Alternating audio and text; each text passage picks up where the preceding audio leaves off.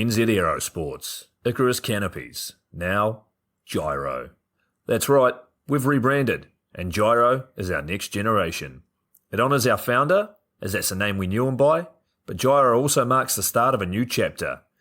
And not to be biased, but it's going to be fucking epic. Long story short, we're more us than ever, so if you're new to the sport, or even a Sky God Ninja Turtle, welcome. I think our valiant leader Lucy, Gyro's daughter, says it best. And we still got that fuck yeah attitude. Rebrand! Woo!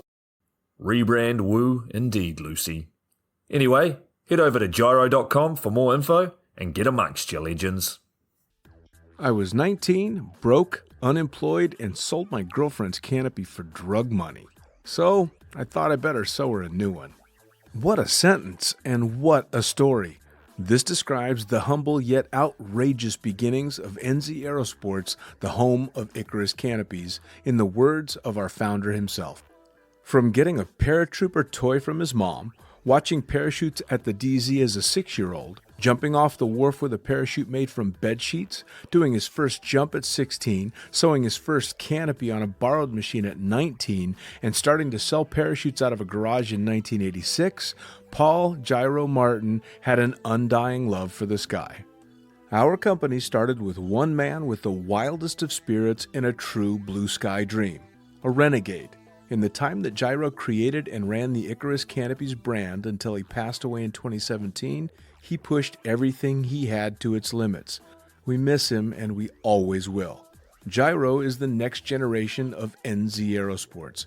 It honors our founder, of course, because it was the name we all knew him by, but Gyro the rebrand also marks the start of a new chapter, our next jump. Gyro is the space between sound and silence, art and science, chaos and calm. Gyro is a state of epic tranquility that transcends understanding. That moment, in the door, in free fall, mid-swoop, where nothing but the present exists. A perfect balance of euphoria and thrill. Gyro captures our passion for flying and our commitment to designing break-the-fucking-rules canopies that deliver pilots pure, wild flight. Hey gang, so I got a new book out. It's called The Upside of Fear, and it's exactly what you think it's about. It's about the good side of, well, getting scared. In it, we talk not only about the science and biology behind fear, but the psychology as well. And it's not just coming from me, it's coming from some of the best in the sport. Omar Alhigelan, Jeff Provenzano, Maxine Tate, and so many more have contributed their sometimes terrifying stories to the book to help you overcome your fear. So head to the lunaticfringepodcast.com. You're going to find the link to the book there, as well as the other books. It's available in ebook, paperback, hardback, and audiobook right now. Coming straight from the cockpit, it's another episode of Lunatic Fringe with the fucking pilot.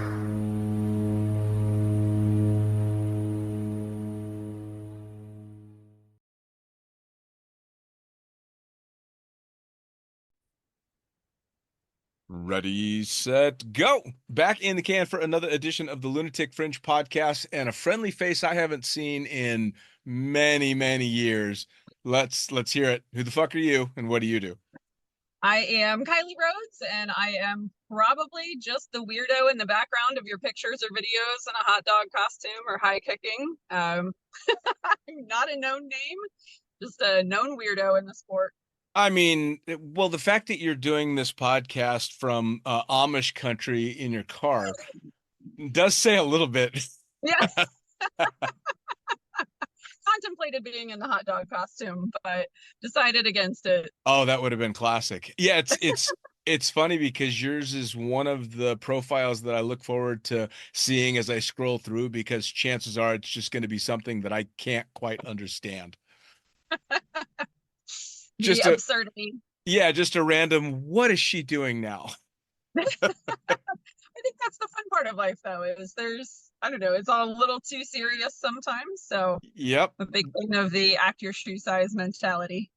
Absolutely. Well, and that's probably what attracts people like you and me to something like jumping out of airplanes, right? Yeah, I would 100% say so. That was kind of the biggest part of skydiving, was kind of that misfit band of people. When people go to, Burning Man for that first time, everybody says welcome home. And I could not express a better sentiment than the day that I walked onto Crosskeys soil. I just felt like I was all of a sudden home. Yeah, I mean, especially in Crosskeys, but I think for skydiving in general, it's really difficult to be the weirdest one in the room. Yeah, no, it's definitely a challenging contest. There's a large handful of weirdos in the sport, which is just what I love, where everything kind of falls away. I mean, I think everybody has their day and everybody has their moment in the spotlight, so to speak, but there are people that you're just like, I'm never going to top that shit. But they're a beautiful part of the fabric. There's some of those people in the sport for sure that they are not necessarily the people that I want to trust my life with. They're not the people I'm going to choose for an 8-hour road trip to spend that much alone time with, but they're an incredible fabric, part of the fabric of the sport. Absolutely. Well, and I'm sure you've seen the same thing that I've seen, is the ones that can be the craziest in the over the top public setting on the drop zone, that in a one-on-one you're actually like, okay, they're somewhat grounded, or at least there's some tether holding them down. And then there are those that you're just like, holy shit. They're out to space, and that's where they live. Yeah, which are some of my favorite people on the planet, even though, again, I'm not doing long car rides with them. Yeah. So let's jump into how you got started, like I always do, not necessarily in skydiving, but in anything extreme. What do you think kind of aimed you in that direction? I think, honestly, skydiving was the first extreme, and it doesn't even feel that extreme to me at the time, but first extreme thing that I'd ever done. So I grew up in Amish country and kind of in the back rural area of Pennsylvania, and just kind of started watching everybody go down the normal pathways and, either go to college, get married, have kids, just buy a four-wheeler in a cabin in the woods and live the redneck life. And none of it quite appealed to me. And I started to feel this kind of unease of, this can't be it. There's got to be, I don't know, there's got to be something more here. And my 21st birthday rolled around, and I had watched kind of the normal way that everybody celebrates their 21st birthday, the typical 21 shots and forget your name. Sure. After I was the youngest one in my group of friends, and that just did not look like an enjoyable way to spend a birthday or the next week recovering afterwards. So I figured I'd just try something new. And of course, I grew up in the Point Break era, so I thought, oh man, I'll try skydiving. And thought I would have a big group of people come along with me, because I'm kind of the scaredy cat in the group. And lo and behold, once I announced that skydiving was the birthday plan, no one showed up. But I was absolutely terrified. I was walked out there to do it. Of course, met everyone at Crosskeys and didn't quite know that I was meeting the best friends for the rest of my life at that moment. Sure. Well, now what year was this? I came to the drop zone in 2005.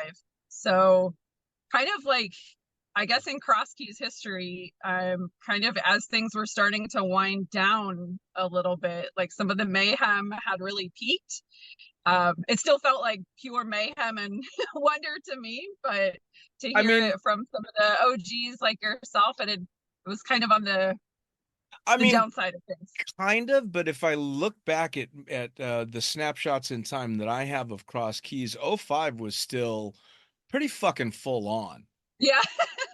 Like I can't wrap my head around, because the first drop zone that I went to, I met a guy. The first skydiver I ever met was Mike Skeffington, who I didn't know, of course, was very well known in the sport at the time. He was just the really nice guy behind the counter at a very quiet drop zone in Boulder City outside of Las Vegas, and it was a very mellow thing. So for me, Crosskeys was oh, Jesus Christ. So I can't imagine walking onto Crosskeys in 2005 for my first experience with the sport. Yeah, well, I mean, you don't know what you don't know. So I I didn't know that that was anything out of the norm. Maybe it was a little more calm that day because it was, uh, I mean, it was terrible weather. We sat there for a good 7.5 hours for me to ponder my mortality and and kind of that moment where you're like, well, I guess we're just not going to do it. And then after 7.5 hours of waiting, we got put on a call, and I look back on my video now and I'm sure there was a reason. There wasn't that classic cut to the altimeter before getting out because I'm not sure that we were following FAA standards at that time in terms of cloud coverages. Uh, I don't know. Planes had GPS back then too, right? Yeah, I don't know what you're talking about. Crosskeys was Yeah, always not sure. above board. We never did anything Yeah, sketchy out there. I have since shown people, and again, kind of that you don't know what you don't know mentality. I have since shown people my tandem video, and I think people have been more impressed with my tandem than with any other skydive I've done in my entire life. They're like, "What? What? What? Oh my God! Oh!" Who was your So, instructor? I don't know if I should say. I don't want to get anyone in trouble. Just give me initials. Starts with a J, and a very close friend of yours. All right. All right. Yeah. Perfect I don't. hair. Yeah. Yeah. Okay. No. That explains a bit. Okay. Yeah. Yeah. It's funny because I think back of all the work jumps that we did in Crosskeys, especially in '04 and '05, and because we were so fucking busy, we were Yeah. doing so many tandems that our entertainment became the tandems. And Yeah. man, we took full advantage of just having as much fun on a jump. And at times the student was kind of just an afterthought. Yeah. Well, I mean, I didn't mind at all because, I mean, clearly most students have no idea what's happening up there anyway. Yeah, If they didn't have video, they wouldn't even know the experience intimately anyway. They'll feel the exhilaration, they feel the joy of it, but they would have no recollection because it's so sensory overload that sure. I didn't. I think when I got it, it was still on DVD, and I got a roll of film, and I didn't develop the film until, I don't know, probably like 5 or 6 years later, where you start to kind of get that that realization of, oh wow, okay. Yeah, Because at that time that we, got on the plane, I didn't know who any of these people were at the time they were talking to me or asking me these questions, but it was kind of this beautiful time capsule of, in that video and in those pictures, all these people that would become so close to me sure. later. But Will Lajeunesse walked up to me while we were getting geared up, and he's like, "Do you mind if I come along with you?" I was like, I mean, I don't even know what that means. Sure. I mean, I guess if there's space on the plane, you should go talk to that lady with the microphone. And so he had come out, and I have no idea what altitude we got out at, but came along and was essentially doing a little hybrid. And I can say hybrid because I'm sure the laterals were maybe a little loose. Maybe. There was some sit flying going on top of me and then off to the side of me. And so yeah, it was just I have, as I sit here, my feet are up on my desk that have, what do I have, like 78 high 8 and 100 and something mini DVs. yeah. And I promise you a fair amount of that footage is exactly what you're describing. Yeah, and it was just like, it didn't seem, it was normal, kind of that mentality of like, nothing bad happened, so we'll just chalk it up to that. I'll tell you what, let's just say that Edo said it was all okay. Yeah. You got the thumbs up from the guy in charge writing the paychecks. We'll just blame John. He's no longer here to defend himself. Yeah. And I know, would think it's fucking hilarious if we're blaming him for the stupid shit we did back then. 100%. I mean, he was the ultimate shit stirrer anyway, so. Oh, man. I mean, any guy that would leave the keys in a backhoe with Craig Kuski around kind of Come on.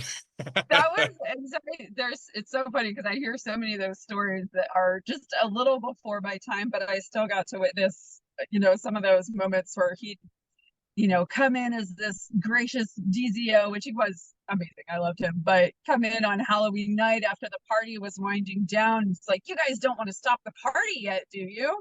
We're like, of course not. It's like, well, get in. We're going to take the RV down to the bar. And, miles away down Takaho, buys everybody shots, gets everybody, beyond the point of understanding, and then just left everyone there to figure out how to get back to the jobs the next day. Yeah, I've told the story before. I think I was there for a couple of days and he knew I was the new guy. And so he grabs me and says, hey, can you do me a favor and take the van that's in the parking lot back to the rental place in town? And I'm like, well, yeah, sure. Because, of course, he's the boss. And he gave the impression that he was this uber professional, high and tight guy. And then I opened the door to the van and like 50 fucking beer bottles fall out. And the thing is like knee deep in beer bottles. And I'm like, Jesus Christ, where have I come? Yeah. Yeah, there was just no rules. It was like I've kind of tried to put it into words since, because I think a lot of the northern drop zones tend to be like that. When I got to DeLand, it was a different picture, and I don't mean to say people don't enjoy themselves and have that level of fun, but it felt like a drop zone where you should have a resume and a firm handshake, because literally everybody you meet has made some engineering marvel, change in the sport, or has, won a bazillion medals and coached other people to greatness. Whereas Crosskeys just felt like this summer camp for adults. And I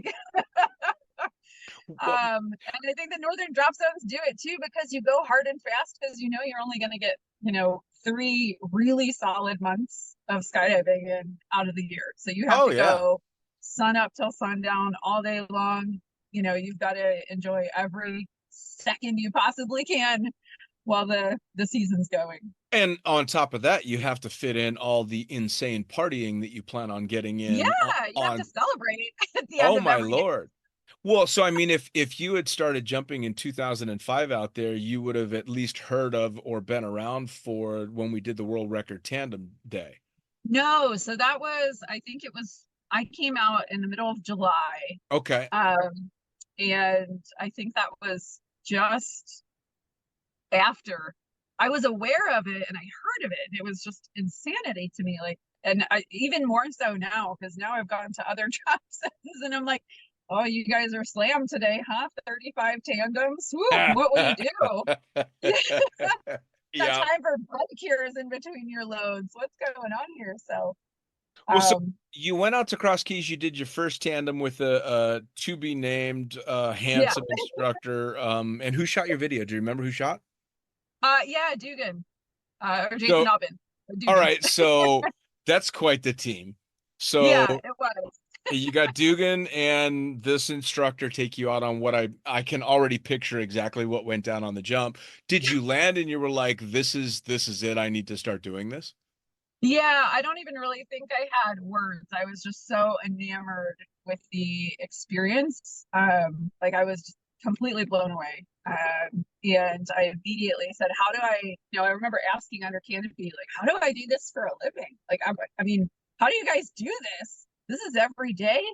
And, they said sign up for a second tandem. So when I went back home that day, the first thing I did when I got into work on Monday was call and sign up for my second tandem. I know that a lot of drop zones don't do kind of that 3 tandem progression, but at Crosskeys at that time we did the 3 tandems, and then AFP was just a single instructor. And that second one was with Rob Stanley, and that just kind of that sealed the deal. I was like, what? I just got a cartoon character, or Mimi.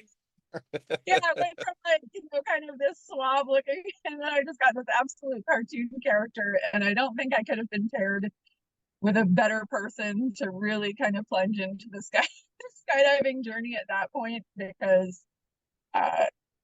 just I would imagine starting in a place like Crosskeys too, it had to have been part the joy that is making that first jump and the excitement that is the tandem, regardless of who you're with or where you're at. It's just Hmm. an amazing thing to do.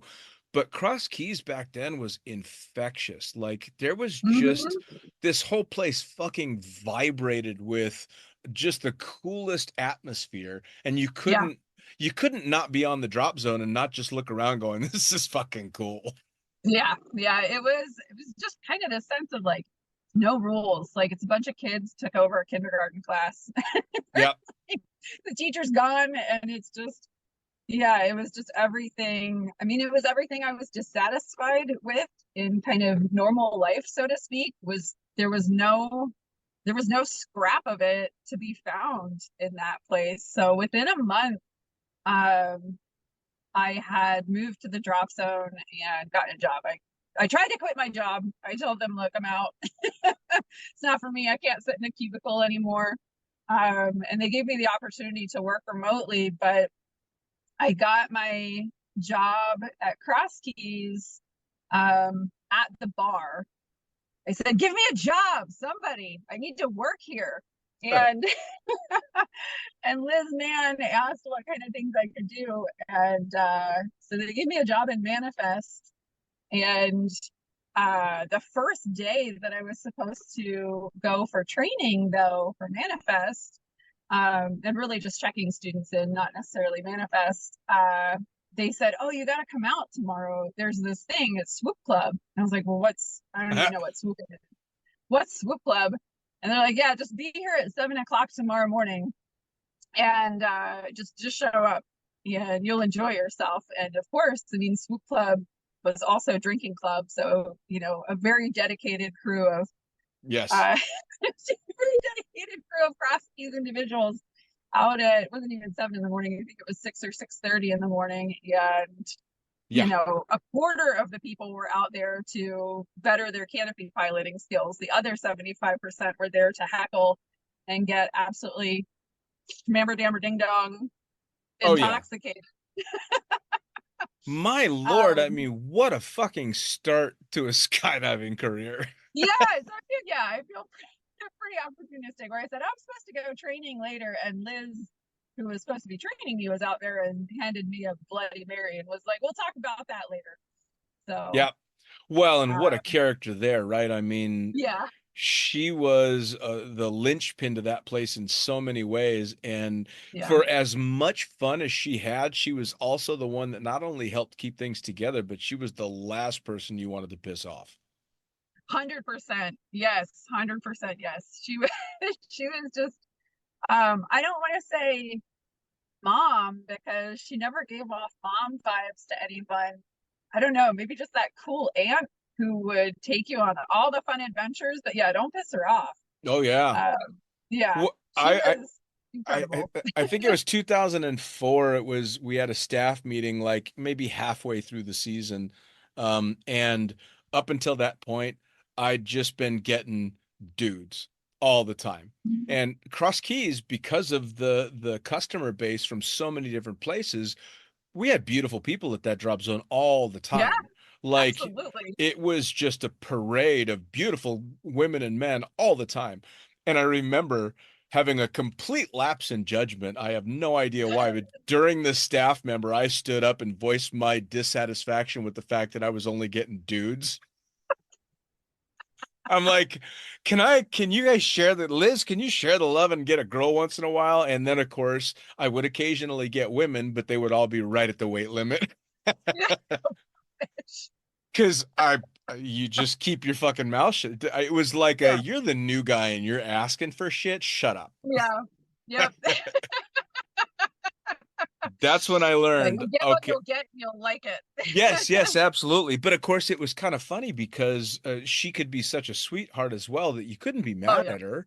I mean, no, movie nights at Liz's house were always what people wanted to do because we'd go yeah, watch fucking Snatch and get hammered drunk or on whatever else was going around and yeah. having oh, She added an element of class to the drop zone that I think without her being there probably would have just I don't know, it just would have turned into so much more dirty mayhem. But there was kind Sure. of she just kind of kept you in check a little bit, where you'd go over to Liz's house for movie night, and it's like, you're having a martini, and you're gonna have a proper cocktail if you're Yep. coming over here.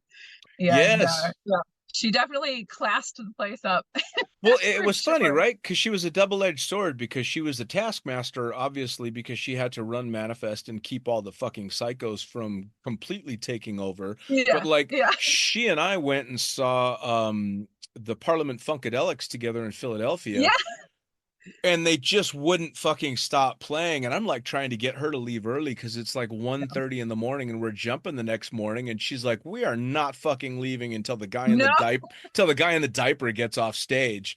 And I'm like, fuck. So it's Liz that's getting me home at like 3:30 or 4 o'clock in the morning, and I gotta jump yeah. the whole next day. Yeah, yeah.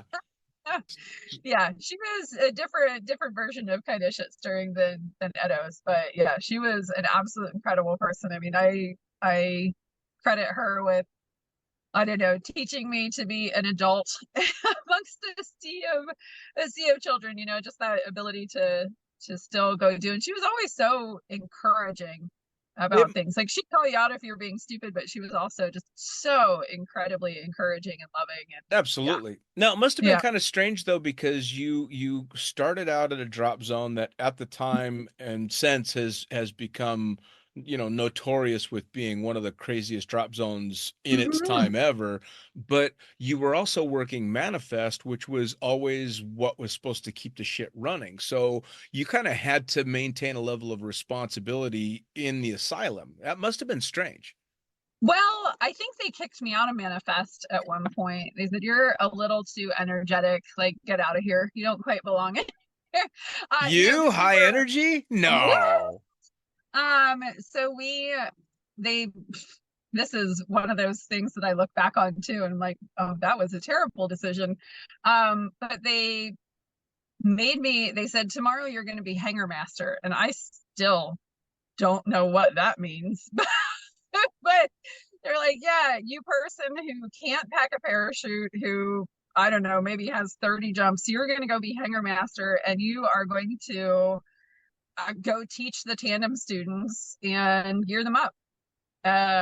Which I I feel remember. terrible for. I, Yeah, I I, feel terrible for all of you guys, because I'm sure you had to readjust literally every single thing. Um, I don't know. but I don't half of us I don't think cared anymore. yeah, We're like, whatever. are the straps done? Yeah, okay. It's Yeah. routed correctly. So yeah, I don't really know why that decision came to be. I think Liz just really enjoyed watching me stumble over calling all of the bizarre foreign names into the microphone, Yep. to call all of our tandem students up throughout the day. But Yep. yeah, I did. That was kind of a poor choice, I think, in retrospect, but I thoroughly enjoyed it. I had an insane amount of fun watching people kind of in that zone of terror and excitement, the kind of before. It's such a fun thing to feed off of, which I know you as a tandem instructor totally understand. Oh yeah. And I loved kind of getting to see the before and after. You've got this girl that's, shaking like a leaf, like she's terrified, and then her boyfriend who's next to her, like just, you know, oozing ego, and she's filling up her goggles with tears, and then they land and they're walking back in, and I'm taking their gear, and he's like green and looks like he's going to be ill because one of you must have given him a wonderful ride under canopy, and she's enamored. And then we see her back there a month later, she's left him and she's skydiving. So Yeah, it's that story happened a lot. I mean, I probably wouldn't be able to count the number of times that you would have a girl come out to the drop zone on a Friday to make a jump, and she'd be floating in the pool half topless on oh Sunday, yeah. having not fucking left because she's just having so much fun. And I think, with very few exceptions, there weren't really too many couples at that time in Crosskeys, although they everybody were kind of intermingled. it was a fluid definition, if there was. That's the most diplomatic description I've ever heard of Crosskeys. The, the Yeah, the it the was most The most standard is it was the most incestuous drop zone I've ever been It to. 100%. It Oh, absolutely was. It was just like you'd walk into a different trailer door every night. Yeah, there was, but I mean, it was it was kind of amazing though. I somehow escaped all of that, but I loved it because there was no walk of shame there. no, Like it was pride. there was literally no shame at all, which was wonderful. So no, it No, was I mean, well, because I've described it many times before as it wasn't so much a drop zone as it was a commune. Like, yeah. we were together 7 days a week, 20 hours a day, because on our day off or our night off, everybody would get together in groups and either hang at the drop zone, go to a house party, or fuck off to Philly to spend a bunch of Mhm. money in this. But we were always together. And it wasn't like it was one click here and one click there. You had different No. groups that were regulars, but everybody mixed together.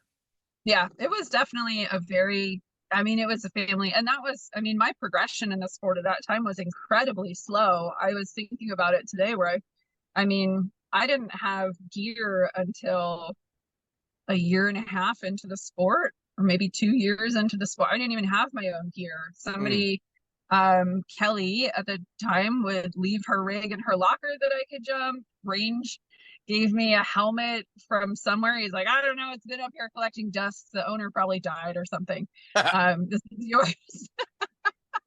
And yeah, just such an amazing collective of people that it truly was a family. Like Sure. I understand the idea when people say a friend family, this is your chosen family. Yeah, it was very familial, and which made it really depressing anytime the season would end and half the family would go away. Sure.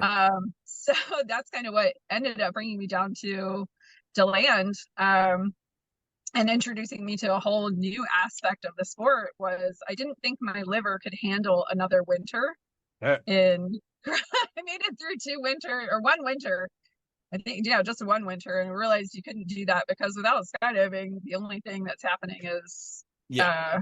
dipping your toes in the pools of alcoholism. Yeah. And I just couldn't handle that again. So I followed everybody down to Florida after that. Nice. Well, and the other Yeah. thing too is for as all the joy and the amazing memories that I have of Cross Keys, it was also a tragic time in Cross Keys because we had Yeah. a lot of just sad shit happen and we lost a bunch of people and some really Mhm. negative experiences on top of that. And it was almost this Cross Keys blessing / curse because we did go so fucking hard, you know? Yeah. Yeah, it's I kind of was there at the tail end of that because I never had the opportunity to meet Sarah, but I'm Sure. very well aware of the impact that she had on literally everyone in Yep. that place. And still to this day, I see people get, teary-eyed when they Every talk 4th of about her. July. Yeah, yeah, exactly. I remember being on the Ferris wheel, I think with you in Wildwood. Yep. Yeah, and it was just, yeah, it What? was, All right. That's a great memory. So in fact, I think I have a picture of you. It's a group picture. yeah, It's a big group of us. It yeah, included Peter and Kelly Waller. I think it was yeah. you. It was Liz Mann. It was Al Birchtold, which is still my Oh, favorite. That Big Man Al is in this picture. But that was the time we got on the Ferris wheel, and every time the Ferris wheel would come around, Kelly would flash the crowd. yes, yeah, I forgot about You that. were on it. Oh God, yes. So, I Yeah, I I love talking about these stories to people that were there because they've started to become did that really happen or am I yeah, it's imagining totally that? a hazy memory. But Yeah, yeah, she would, and every time she'd flash him, we'd go back around, and the next time coming down, the crowd would be a little bit bigger because they yeah, knew what was coming. And she was just like, "What? Everybody loves tits." yeah. Well, she's not wrong. I mean, you can't say a truer statement. But that's Yeah. one of those experiences, right? Because all of us were just in shock and like having an incredibly hard time because that was Mhm. what the next day I think after Well, or maybe thinking of a different experience then well,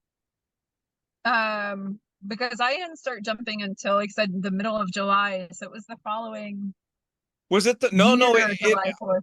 I may be off on the date, but that It's very well that I could be too. Timelines are very especially from back then, yeah, I will admit to having been really creative with my off time, just like a lot of people were back then. yeah. We were exploring time and space. Yes, we were. Yes, we were. Yeah, I won't tell stories for anybody else, but I'll certainly cop to that for myself. Yeah, yeah. There was some chemical astral projection going on in A little those bit. days. A little bit. But yeah, I kind of, that's what I mean when I say that I kind of got there when things started maybe winding down just a tad, because I think everybody was still in shock of that. The season that I was there was unfortunately when we lost PJ, the Yeah. skipping student, and I think that's when I heard everybody talking about, this curse, and I think at that point you guys that was the first person that I had lost in the sport, but I mean Yeah. the Crosskeys family had lost multiple people in the sport by that time, and I think the maybe a little bit of the magic was starting to wear off, because I saw kind of like a little I don't know, migration. People started, Sure. some of the normal people like yourself and everybody kind of started leeching away. Yeah, taking Yeah, different paths. And I think we all went looking for a kind of a tamed down version of what we had there yeah, because it wasn't sustainable. no. And I mean, I'm glad I found it in my 20s. I'm not Yeah. sure. I'm not sure that I could have survived it in my 30s or 40s, but I'm glad I Yep. found it in my 20s. Yep. Yeah. So now you make this migration down to DeLand, and it's I mean, again, like you said, people down there still know how to have fun, but it was Mhm. also an incredibly well established, world famous operation down there. It drew the best of the best, and although I loved Cross Keys brought people out because they wanted to jump and then tear it up, whereas Yeah. the land brings people out because they want to skydive at the next level. Yeah, and that's why I didn't quite feel like I fit in at that point. It took me about 6 months to adjust and really find my people in DeLand, because yeah, at that point I just come from Crosskeys, and it was kind of this rude awakening to get there. And I hadn't, like I said, I didn't even have gear. I was talking to the people who developed the gear, I'd be jumping and doing everything. Um, but after a while you start to realize, oh my gosh, there's this incredible wealth of knowledge there. It was just kind of this living time capsule of people that you could talk to and learn about the sport, and that kind of flipped that switch to get really interested in everything. Sure. Every aspect, because you could watch people, you go out there on a Tuesday and somebody's test jumping the new PD canopy, and then they're, test jumping this and that, and there's teams training, and yeah, it was kind of incredible once you settled into it. But I found the Crosskeys magic, a little bit of that at the tunnel. So I continued to work on the drop zone, but working my big girl job, remote job at the time too. And when I got let go from that job, I was like, well, I guess this is it. Like, I guess I'll have to go full in on skydiving now. Yeah, and somebody said, I heard there's an opening at the tunnel. And I had this glorious idea that it was going to be an instructor job at the tunnel. I was like, yeah, let's go. And no, it was a job, once again, back to the front desk for Kylie. Um, but at the time, I hate to say this, but it was true at the time, they were a little more resistant to female instructors. And I truly would have had no business doing it at the time, because I didn't have the strength to do it the Sure. way they were training people at that time. It's been really wonderful to see kind of an evolution of mindset and training in the sport there. But the old Orlando tunnel, the way we tell stories about that is the same way that you and everybody that we've, been a part of Crosskeys, it's got that same magic too. You're like, Sure. man, I love it. I could never go back, Right. but I love it. And it's just an amazing, incredible time, because that wind tunnel was, I mean, It is no longer, but at the time it was just this most magical playground of skydive all day and then fly all night, because there were multiple days. I mean, it was more rare to leave work on the same day that you started than it, Ah, because you'd finish at like 2 o'clock in the morning. yeah. So Yeah. No, that sounds about right. Well, and yeah, it must have been cool to kind of, having seen the tail end of the stuff in Crosskeys, to kind of go into your version of that. Go, oh, this is my time for that.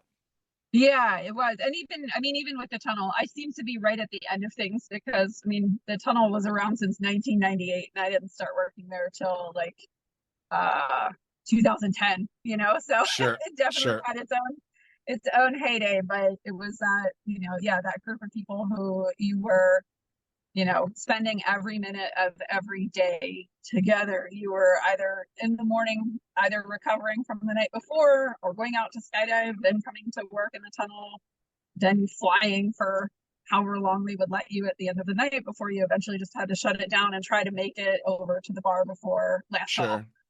It's funny So when you're in that kind of situation, right? Because even though there's people that you might not vibe quite as much with, or even people that you rub against a little bit, they're still family mhm, because they're still part of that. And it's the yeah, same thing for me in Cross Keys. I look back at people who at the time annoyed the shit out of me, but we were still total to assholes oh sometimes. Yeah, yeah, and still together all the time. And I look back and go, oh no, I was that asshole to some people, yeah, but yeah, we we're were all that.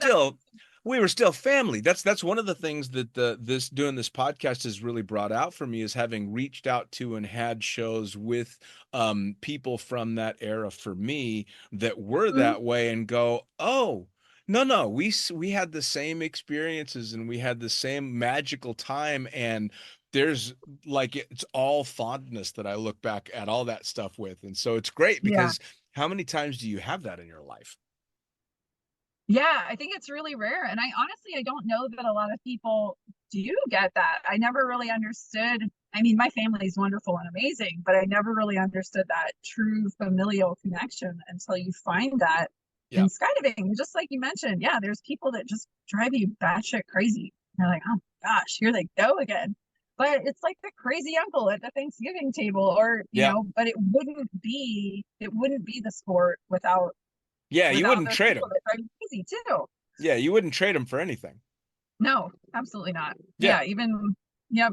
I mean, S- there was a friend of ours in Deland who had passed away, and I I was so proud.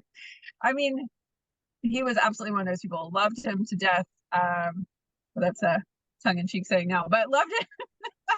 Absolutely loved him. But totally one of those people, kind of the fabric, but not a best friend, somebody who annoyed you a little bit. And it was just spoke to me so much when somebody got up, as everybody was kind of sharing, everybody was out in the peas, sharing stories, and somebody was like, yeah, but he could be a real asshole, right? You're like, yes. Which is great, right? And that's that. I tell you what, that's something that I think very few groups of people outside of a sport like skydiving can understand, is that I could absolutely stand up at a memorial and go, this was amazing and that was amazing, but boy, on that day, fuck that guy. Yeah, absolutely. It's like full acceptance, it's one of those beautiful times of full acceptance, like accept you at your best, accept you at your worst. Yeah, for sure. So Now, before I yeah. forget, what was the big girl job before that stopped? Oh, it was, I mean, it wasn't even a big girl job. It was medical claims analyst. I can't even Oh, tell you, like an office space where, they're like, what do you do? And you're like, I, I talk to people. I deal with the people. Yeah, I couldn't even tell you. If you asked me to put it on a resume right now, I couldn't even tell you luckily what. you don't have to. No, no. So So I'm assuming that while you're progressing in the tunnel and all that's happening, your skydiving is also progressing as well. Yeah, for sure. It was pretty incredible to have that opportunity, because I'd already known how to, well, I knew how to sit fly. I was going down the free flying path. I probably shouldn't have done that either, but like within 30 jumps, I had started free flying because it looked Cross fun. keys. Yeah, it looked fun. And going into the tunnel just kind of really accelerated that. First, they made you unlearn everything. When you go in there as a customer, it's hard because it's not cheap. But when you go in there and you're working there, it's like, no, we're going to teach you everything the right way. Right. So that was a little challenging, but yeah, it just accelerated so quickly after that. And that was right when tunnel flying actually started to become more competitive as well, which was incredibly fun. I still have never competed in, well, that's not true. I did one competition in skydiving, but I've still never done nationals in skydiving, but I just kind of got sucked into that world in the tunnel. Sure. And yeah, it's just an incredible thing to be a part of and watching that develop and watching the sport develop. And yes, it did further my skydiving skills, but only for a portion of the skydive. It didn't train any of the approaching a big way. It didn't train, getting into that mental headspace in the plane. Like it's an incredible tool, but it's not. Well, at It's the end not of the day, skydiving. they're still two very different sports that Yeah, absolutely. use a similar skill set, but the fringes of it are dramatically different. Yeah, 100%. I watched that. I think it was one of the most interesting things I saw within it too, because you would see these students. We had a couple people that worked with us at the tunnel who had not skydived, and they decided, after a little bit of time working in the tunnel, that sounded like they'd maybe want to give that a try. And the videos of these jumps are just ridiculous. Watching somebody with 7 jumps, just the whole point of a backflip in AFF is just to get unstable, just to look like a ball of shit and then right yourself. And they're doing like a perfect layout. Like, did I do it good? Yeah. And and again, I know there's been a little more development in the sport since then of people learning the differences between tunnel flying and skydiving. But watching somebody get their A license stamp right before they went on a state record, like a head down state record, Yeah. Yeah. And I feel like sometimes that they missed out. Like, oh, you didn't do a horny gorilla. Like you didn't go do the dumb silly jumps. You missed out on it. You just went straight to Yeah. rock star. Yeah. Yeah. Well, So, and that was the thing too, because I was there before tunnels were really a thing, and then watched the rise of the tunnel. And most of everything I see coming out of the tunnel, I'm incredibly impressed with, and I think it's yeah. just a spectacular learning tool. Whether you're keeping it just in the tunnel or taking it to the sky. But back when it was first becoming a thing, somebody would tell us that they had put in a bunch of tunnel time, and automatically we're like, oh fuck, here we go.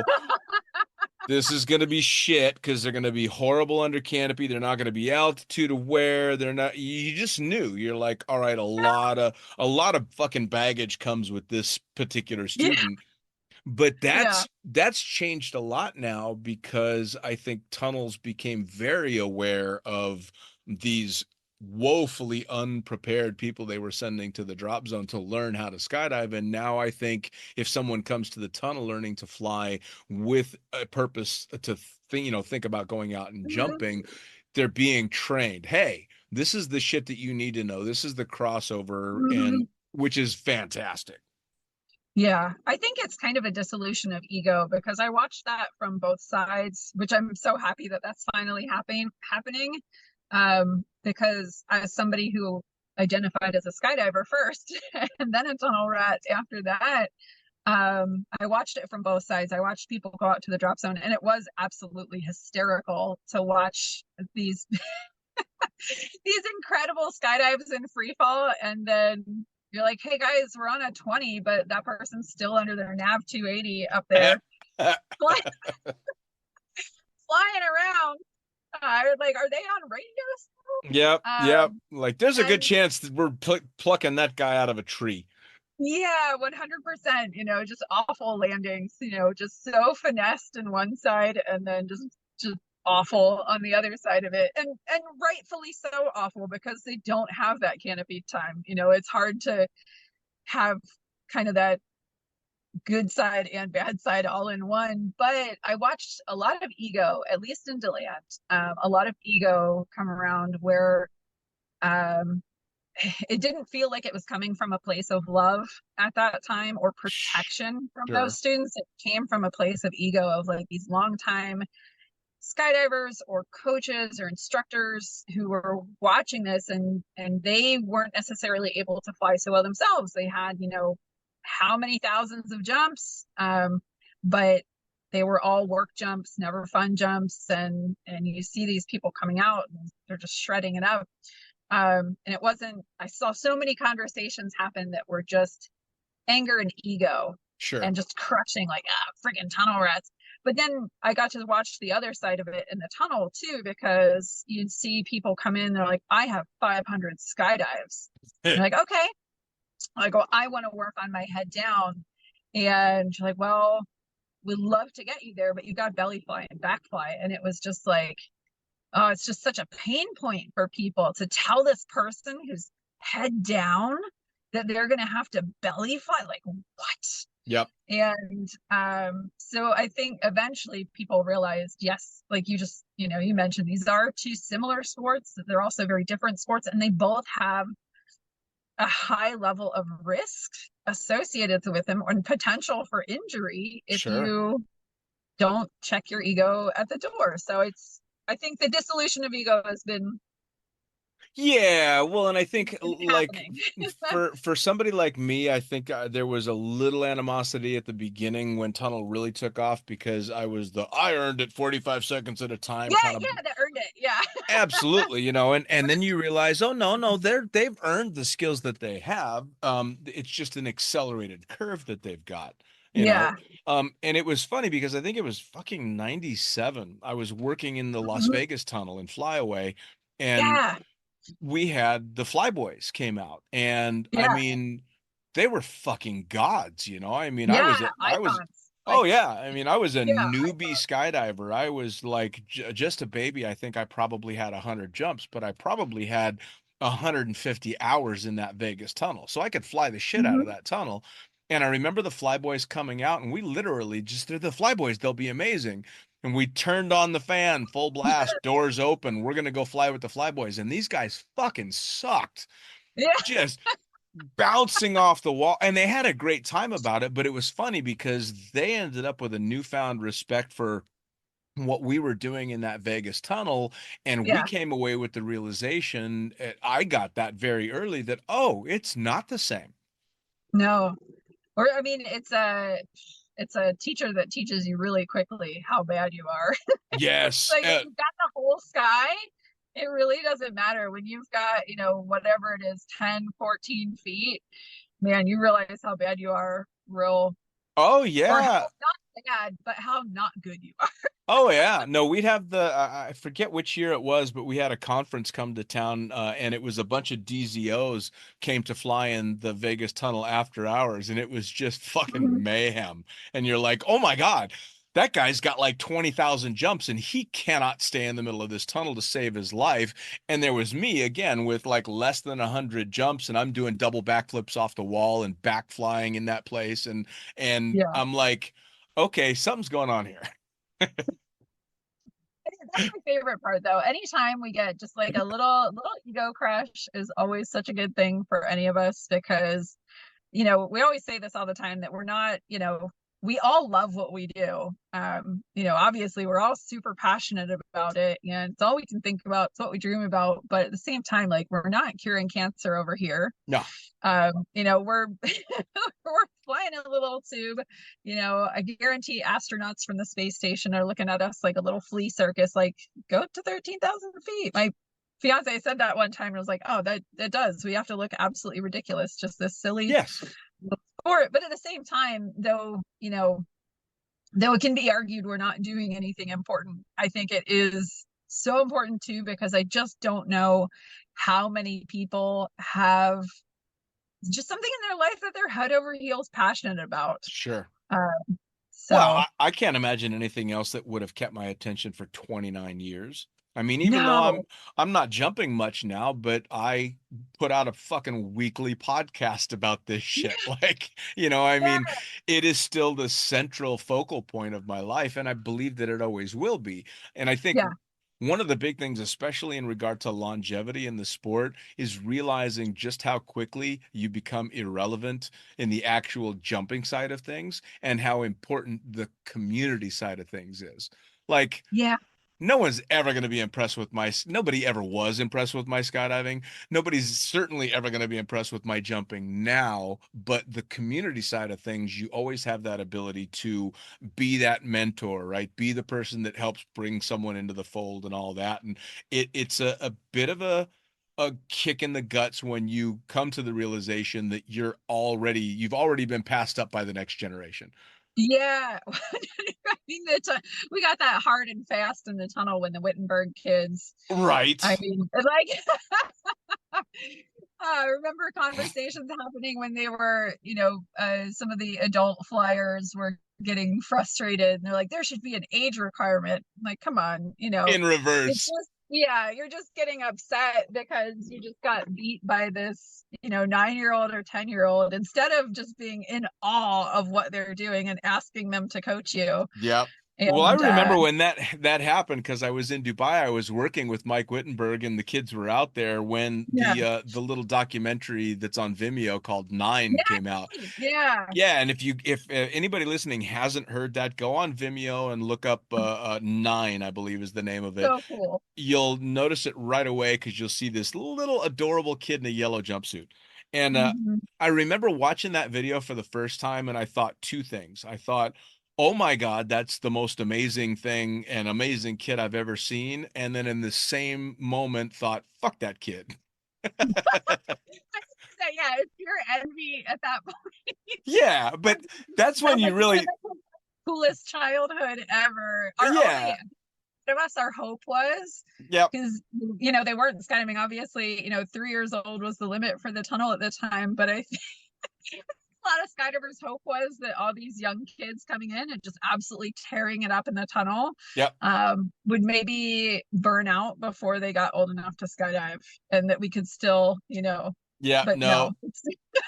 no. No. I vividly remember thinking, all right, yeah, you're actively envious of a 9-year-old girl Yeah, who is like putting out the most positive uplifting message that she possibly can, and the idea, fuck that kid, actually came into your head. yeah, It's time to step aside.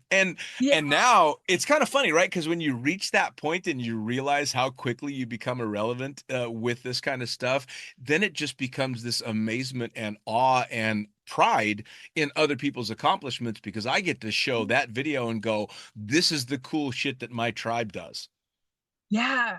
It is. It's a beautiful thing. I think I heard you mention in one of your previous episodes too that it gives you this freedom, and it totally does. Like, I've never um I've gone to tunnel nationals and competed in a few things, but it's always with this element of silly because I know that I haven't put in, we we just flopped around on the net for our speed check while everybody's like, aren't you taking this seriously? I'm like, no, because I know that I'm not gonna, like, I'm Yep. not going to be on the podium, and I'm not taking away from all the extra work that other people have done to get on the podium. There is definitely that time for seriousness, but I'm here to have fun. And yeah, when you make peace with the fact that, hey, you can do the work, you can put that in if you want to, Yep. but if you didn't put in that level of work, just don't forget to have some fun with it and just enjoy yourself. And it totally does give you a freedom. I'm sure other people who are super, super metal hungry may have different mindset towards Sure. that, but Well, and more power I to know them. that you can't win medals and have fun. Not that you can't be at the absolute peak of your game and still have fun doing it, but Absolutely. Well, and I encourage those people completely who are driven to not just be able to accomplish something, but to succeed and to try and reach the top of the podium. I think that's fantastic. But there's that constant pressure that goes along with that. yeah, And freedom is the only word to use when you realize, oh, that's never going to be me. yeah, Now I get to check out from that. I get to give myself the slack that I need to go out and fuck around and have fun because I'm mhm, never gonna stand on the top of the podium. You know, yeah, And it really is freedom, because now when you make those mistakes, it's not a I'm gonna beat myself up and I have to train 10 times harder. It's a oops, here we go. Yeah. You know? Yeah, for sure. It does. It gives a, not that I'm, never going to try to stop progressing because that's such a fun thing to do as well. But yeah, it's just, I'm not, who's So ever going to be the Wittenberg kids? now you're sitting in Pennsylvania trying to escape the DeLand heat for a little while. But what's the say the next year hold for Kylie? What are you up to? Oh, I think, well, getting recurrent. I'm a professional recurrency student. Uh, Fair enough. my hope is to get recurrent because I do love skydiving, but recently paragliding in the, well, not past few years, it's been quite years, has gotten my attention. So trying to do as many trips as possible for paragliding, because I'm sure, as you and many others have noticed, the topographical features of Florida aren't so perfect for paragliding. Right. So yeah, probably getting recurrent skydiving, having fun doing that.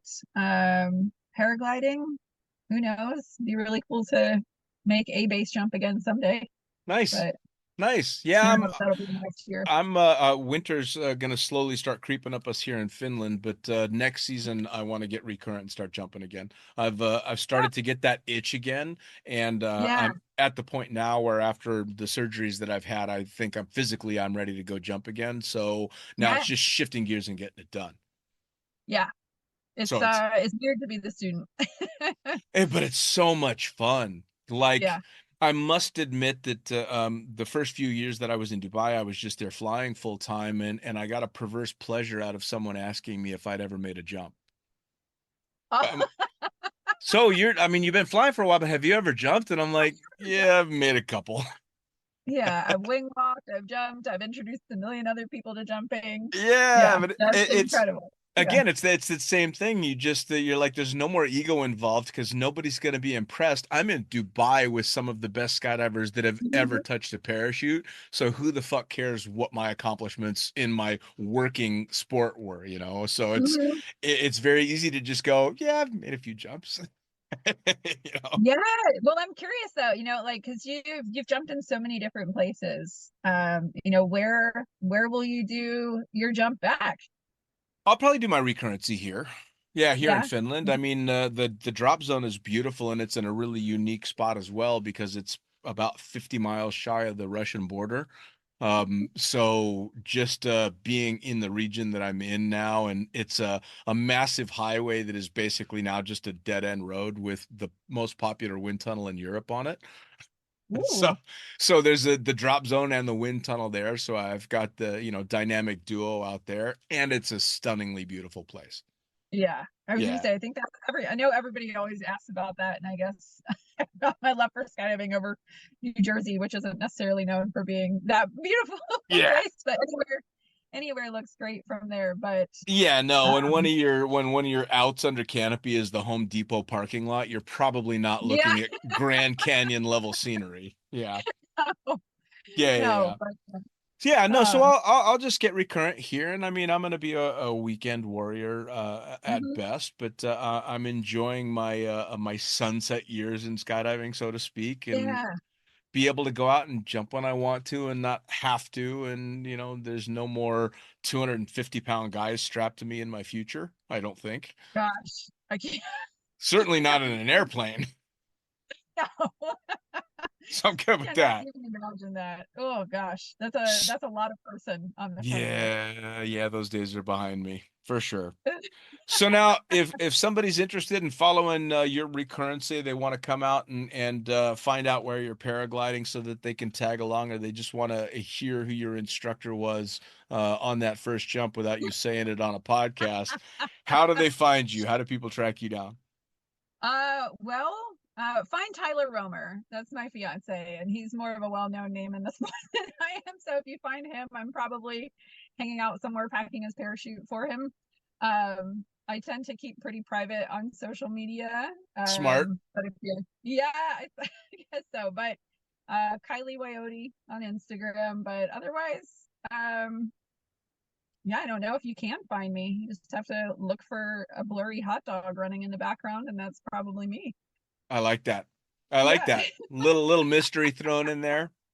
Kylie, I tell you what, it's amazing always, especially being able to catch up to someone from the Crosskeys tribe, because it was such a unique time and such a unique Mhm. space, and I'm glad that you're going to go out and get recurrent. I'm glad things are going well, and even though you're in Amish country, I'm glad you're not sweating to death into land right now.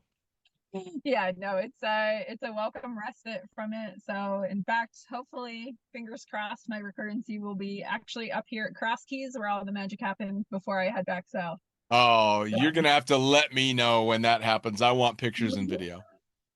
we'll see if I can land in a tree again in John Odo's yard. We'll see I what I mean, can make happen. you never know. You take care, Kylie. Thank you too, Dean. It was amazing to chat with you again. Bye.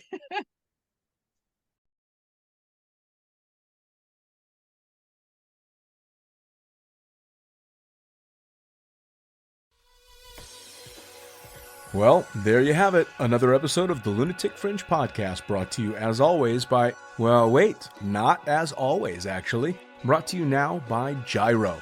Formerly known as NZ Aerosports, you'll head to gyro.com for their next level line of canopies.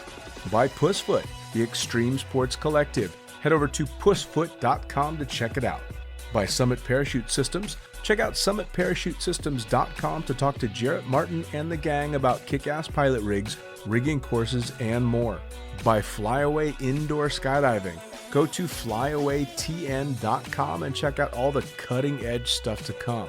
By Pure Spectrum CBD, head to purespectrumcbd.com to check out their wide range of CBD products. And as for us, head to the lunaticfringepodcast.com to listen to any of the hundreds of episodes currently available, hit the link for our YouTube channel, pick up your copy of the Lunatic Fringe book or The Accidental Stripper, and get a sneak peek at upcoming guests. Once again, thanks for listening. We'll see you next time.